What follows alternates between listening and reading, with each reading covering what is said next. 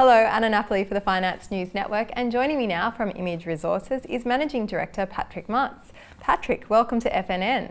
Hi Anna, thank you very much for having me here. You're very welcome. And now for investors that are new to your company, can you give us a bit of an introduction? Image Resources is an emerging mining production company. That means that we are actively constructing an open pit mine and a processing plant at our flagship project called the Boonanarring project in Western Australia. Boonanarring happens to be a very high grade mine, rich in zircon, and therefore it's a very valuable mine.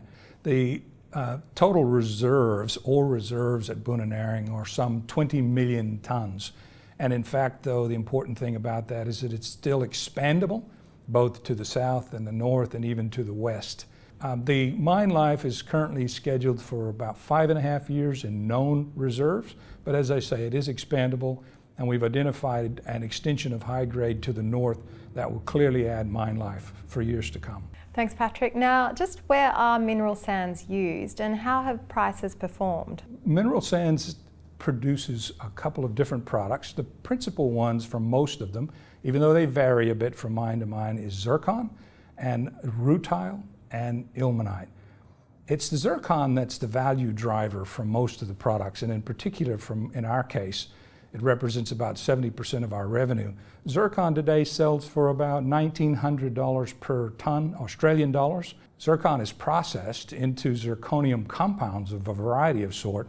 The most common use for zircon and zirconium compounds is in floor tiles. Zircon is also used for many other things, including fiber optics, and it can be used to make zirconium metal.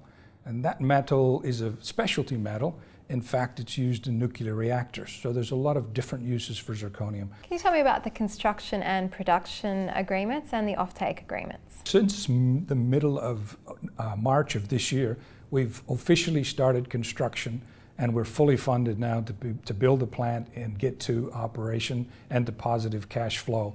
The current schedule has the construction only taking 6 to 7 months.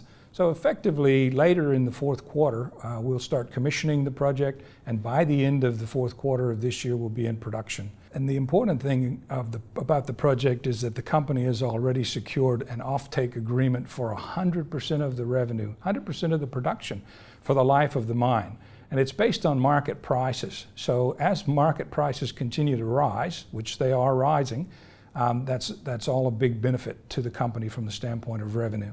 And how about the project economics? Well, the project economics are some of the most positive things. It starts with the fact that the capital cost to get the project into production is only $52 million.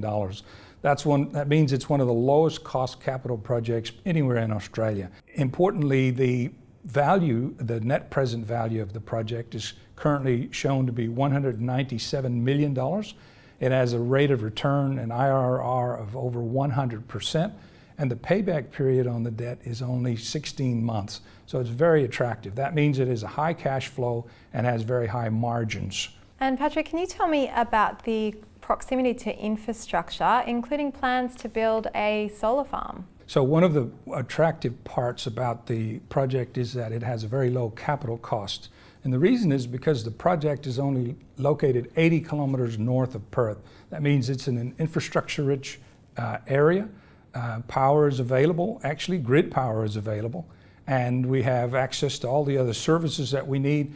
This is an area that's actually been an active mineral sands production area for more than 25 years. Relative to a solar farm, the reason we're doing it is not because we need solar power. We are not technically a remote project. We have grid power.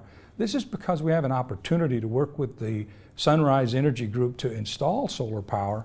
And in fact, it'll provide about 25% of our total energy requirements. And it gives a little startup company, a mining company, a little bit of a green footprint. So this is something we actively are doing for the purposes of the environment. Last question, Patrick. Why should investors consider adding Image Resources to their portfolio? There are many reasons, but I think the primary one is that this is an opportunity to invest in a company that is on its way to realizing its full value. And what I mean by that is that as a company moves through the production phases, it's only once it gets into production that the market will value the company to its full value. And we are basically going to be at that position at the end of this year or early in 2019.